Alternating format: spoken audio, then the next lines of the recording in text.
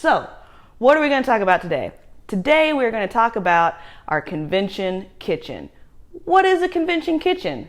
Very glad you asked me that. So, a convention kitchen is the bucket of kitchen things that we bring with us to a convention so that we can eat food in our room. Now, why do we want to eat food in our room? Well, it's fast, it's easy, and it's cheap.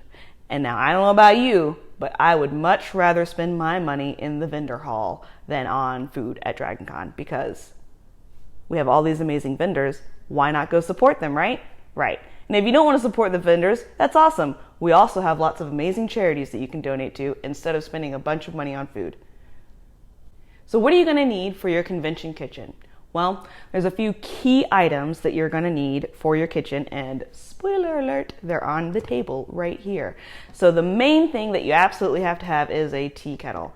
You're going to need a tea kettle. It's how we cook our food. It's how we heat our beverages. It is what sustains us at the convention. The other thing that we find very convenient but not necessary is a water filter. This is just a basic Brita water filter. I think we bought it on Amazon Prime Day several years ago. We stuck an adorable DragonCon vinyl sticker on it because why not? And this is what we use every year. So we just buy a new filter each year. So we buy a new water filter to go in it, get it all set up in the room, and then we always have freshly filtered clean water to drink. And we didn't have to lug a bunch of water up the stairs because when you're staying in one of the host hotels and you're up 84 flights of stairs, it's a lot. So this is light. This is easy. This gets you water. Stay hydrated. Okay. Next thing, like I said, tea kettle. Very, very important. So this tea kettle is from Amazon. It's the Amazon Basics tea kettle. It's not the tea kettle I use every day at my house. This is specifically for the convention kitchen because we keep all of our convention kitchen items together so that when it's time for a convention, we just get the bucket and we're good. We know we have everything. So, tea kettle, very important. Now, what do we eat? Well, you can probably guess. Yeah, ramen. Lots of ramen. We eat lots of other things too. We have expanded over the years, but this is our staple. Everyone loves ramen. It's ramen. What's not to love? But I know what you're thinking. You're like, okay, all right, yeah, ramen, it's great. But I'm not going to eat that for a week. Yeah, I get you. I feel you. I do. Ramen's not super exciting, but we do make a lot of other things in our kitchen, which we're going to talk about as well. But I wanted to start with the basics and start with ramen. Pretty simple. Everybody knows how to make ramen. Heat the water, put it in the cup, wait a bit, enjoy. Ramen. What's not to love, right? Well, sometimes your ramen can get a little boring, right? It's chicken ramen, it's great, we love it, but it's a little boring. There's a lot of things you can do to spice up your standard ramen without having to bring a bunch of extra ingredients or needing anything else to cook, and without needing any kind of refrigeration, because as we know, a lot of the host hotels don't have mini fridges in the room, so you may be kind of stuck using an ice chest if you're looking for refrigeration. Or if you're like us, we just go with things that don't require refrigeration. It's much simpler, much easier. What can you add to your ramen? Well, you want to go looking for some vegetables. These work really well. They're in these nice little containers, plastic, so they're recyclable, and no need to cook anything, no need to refrigerate anything. Just pop it open, pour it on the top when you add the water. The corn will be hot, ramen will be hot. Tasty day. You can also add peas. Really, any kind of vegetable that comes in these little containers is wonderful. Carrots, peas, corn, whatever you fancy. Look for these little guys at the grocery store. These I know are available at places like Walmart, Publix. I assume other stores as well. Those are just the stores that we have near us. So yeah, check these guys out. Really great way to make sure you're getting some vegetables during the convention so you're not just eating a life of Doritos and Mountain Dew. Yeah, stay healthy, folks. So some other things that you can add is, of course, sriracha. Everybody loves sriracha. Pretty self-explanatory. Add sriracha to taste as you add your hot water. It'll be delicious. Personally, I like about 3 drops of sriracha. Makes it just the right amount of spicy, but still tasty. Another item that you can add to your ramen that adds a lot of flavor is the sesame oil.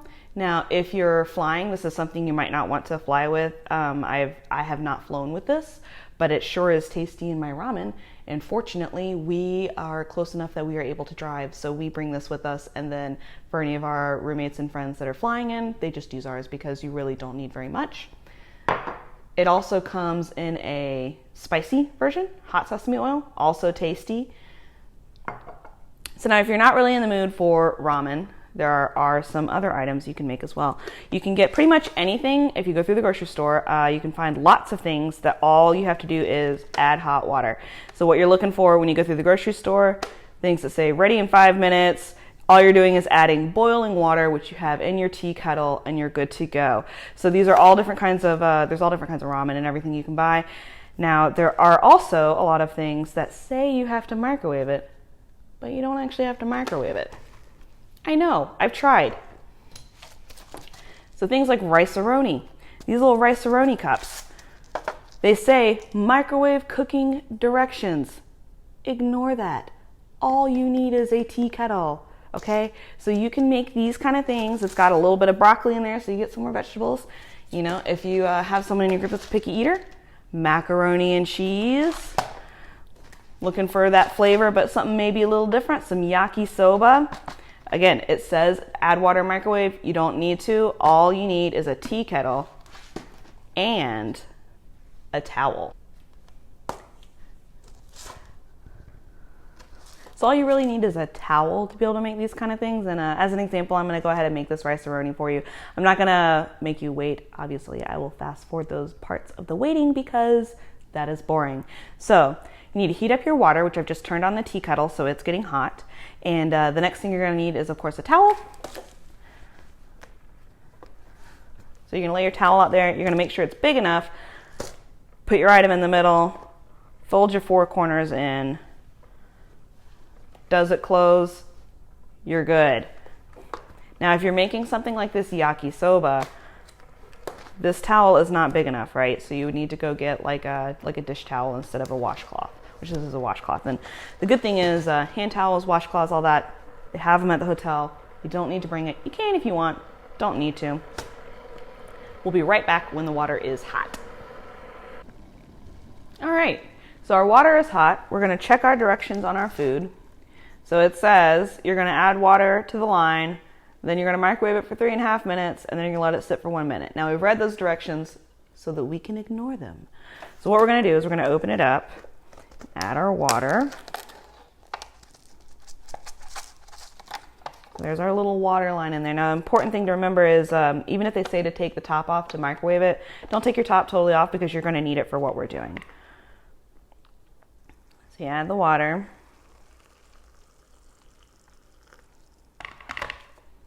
We're going to give it a stir.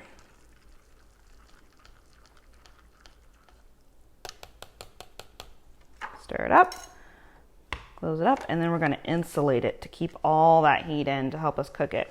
Now it said microwave for 3.5 minutes and then let it sit for 1 minute in the microwave. So that makes 4.5 minutes. And what I like to do is I like to just add a minute to that. So that would make 5.5 minutes. Sometimes we'll round it up. Let's go for 6. We'll be back here in 6 minutes. All right, so we've waited our 6 minutes. Let's open it up and see what we have. So you're probably thinking it looks a little bit watery, and that's okay. So the reason why it looks a little bit watery is because when you're reading the directions for this and it tells you to put it in the microwave and cook it, it's expecting that this water is going to actually boil after it's been added to this container, which would create steam. Some of the water would evaporate, and that's why the fill line is where it is. So when you're filling these things, if you fill them a little bit below the fill line, it won't be so watery, and it'll be perfectly cooked. But there you go, perfectly cooked, tasty rice-a-roni. So there we have it, folks. That's an easy way to cook these items that say that you have to microwave them in order to cook them. You really don't. Fill it with your hot water, insulate it well. Good to go.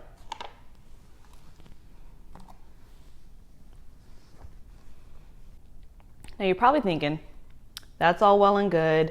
I like this, but there's not a lot of variety with the things that just say to microwave. You know, you're kind of limited to like mac and cheese kind of things. So good news, you have other options. With your handy dandy tea kettle, and a thermos.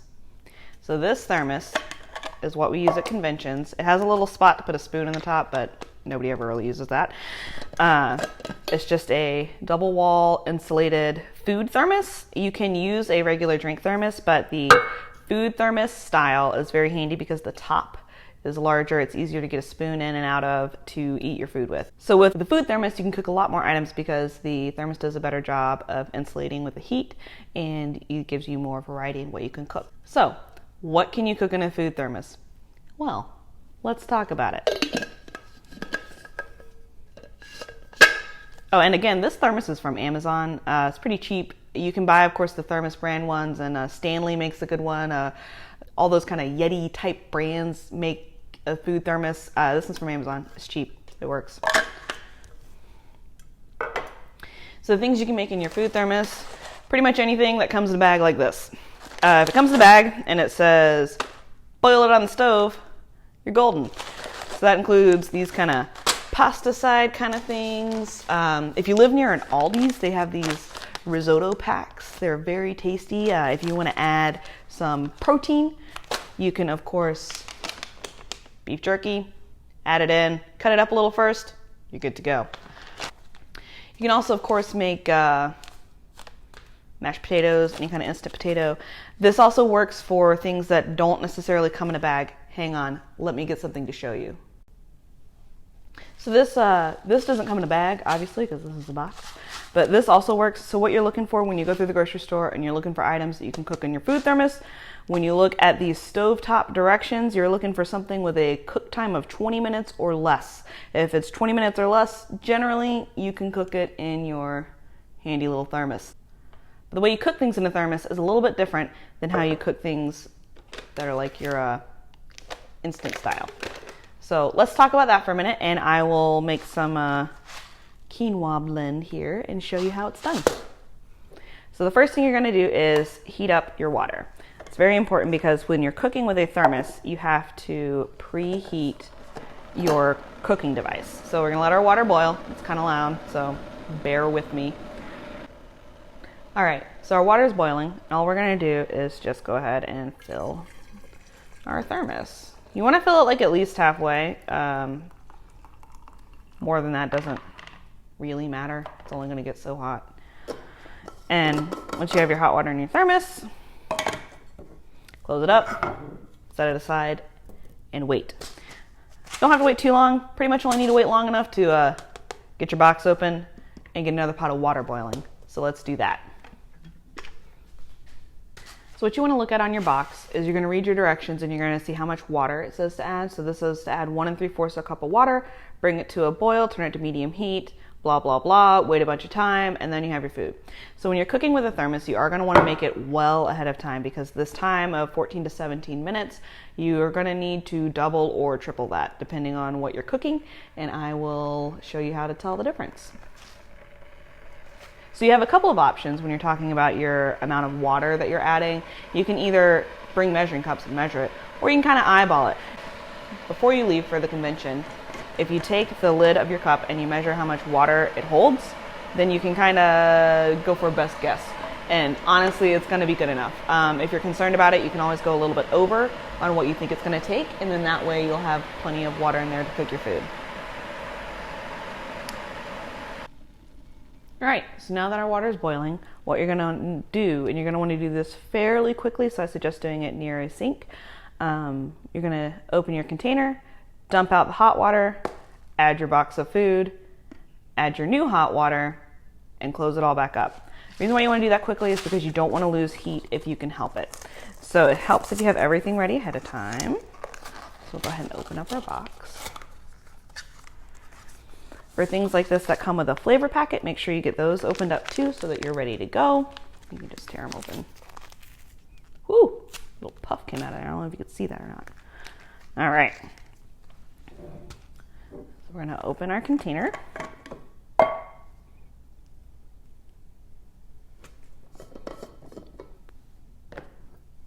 It's very hot, so do be careful. Dump it out. Have a sink just over there, so that's convenient. And then you're going to add in your food.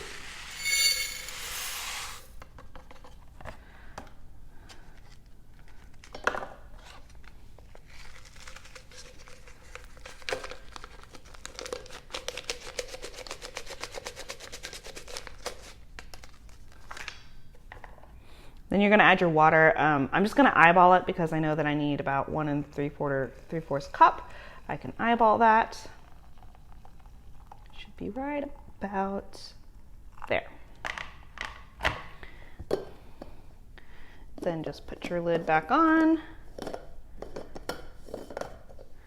Get it all sealed up and give it a little jiggle, get it all shook up in there, get it all distributed. All right. These are great to mix up ahead of time and take with you if you know you're going to be in line for a panel, or if you're planning to go enjoy the vendor room for a bit and you don't want to have to buy food while you're there. You can mix this up, stick it in your backpack, and by the time you get hungry, it'll be ready to eat. So this box said 14 to 17 minutes for cooking until it is done. So you're gonna want to, like I said, double or triple that. Kind of depends on what it is that you're cooking. I have made these before, which I highly recommend if you're going to do this at the convention. If you can, try these recipes out beforehand so you know what you like and you know what works and you know what doesn't work, because everybody's gonna have slightly different things available to them at the grocery store. So I was trying to give some kind of general, these are the kinds of things that you can look for. So what I'll do is I will come back and show you in about 20 minutes, 40 minutes, and 60 minutes what the status is so that you're aware, and how you can tell if your food is done without opening the container. Just for anybody that's interested, I'm gonna go eat this rice-a-roni and let it sit a little bit longer while I was filming the rest of this video, and it's a good consistency. It's perfectly cooked, it's not overcooked, so if you find that it's runny, you can just let it sit a little bit longer. Fun fact. All right, folks, we're back. It's been 20 minutes and there is no way that this is cooked, but we're gonna check it anyway. So when you're checking your food that's in your thermos, you kind of wanna slosh it and see how it feels. This still feels really liquidy. You can hear it sloshing. I don't know if you can hear that or not. Let's see.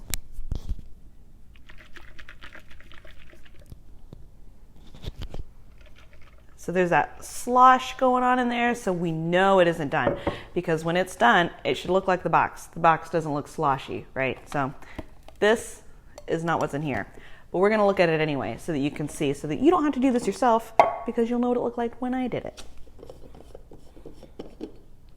See? Watery, sloshy soup. Put the lid back on. And we're gonna wait another 20 minutes and come back in another 20 minutes. All right, folks, so it has now been 40 minutes since we put the food and the water into the thermos. Let's see if it's done. Oh, it's definitely getting there, because it doesn't have nearly as much slosh as it did 20 minutes ago. So let's open it up and see.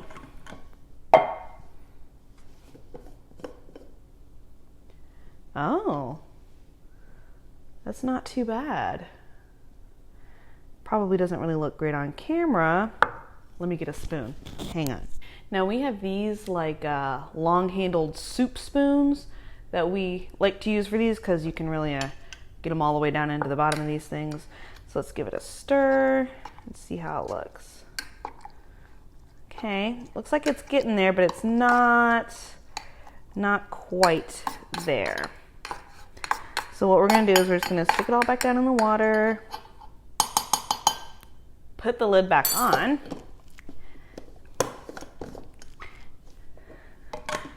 probably need another 20 minutes. So we'll meet back here in 20 more minutes. All right, we're back. It's been another 20 minutes, which brings us up to 60 minutes total on our food cooking here. And we'll give it a shake first. Oh yeah, that seems done. It's nice and solid in there. It doesn't slosh around a bunch.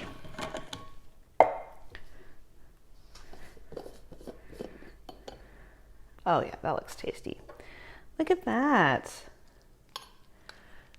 So you have your nice fluffy rice and quinoa, nice and steamy, ready to eat. So like I said, this is a great thing to do before you head out to get in line for a panel or something like that, because it does take, like you guys saw, 60 minutes to go from box of rice and hot water to tasty deliciousness to eat at a convention.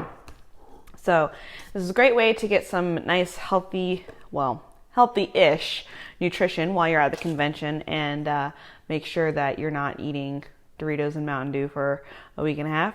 Not that Doritos and Mountain Dew are bad. They're tasty. We love it. Doritos, Mountain Dew, Rice Krispie treats. You can live on these things, but if you can add in some healthy grains and some vegetables, it'll definitely help you be able to convention better and party harder, because you will have more energy for what you're doing.